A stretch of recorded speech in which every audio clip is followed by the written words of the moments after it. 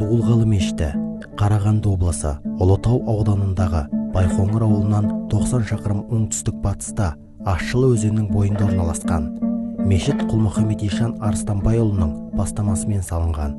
Ол жаңа мешіт жобасын Бұқара үлгісімен 9 күмбез етіп жоспарлаған. Құрылыс бетіне әртүрлі ою-өрнектер түсіріліп құйылған. Күйдірілген қызыл кірпіштер пайдаланылған. 24 бөлмеден тұратын мешіт 1902-1906 жылдары салынған. Мешітті салған Бердікей Талпақ деген шебер.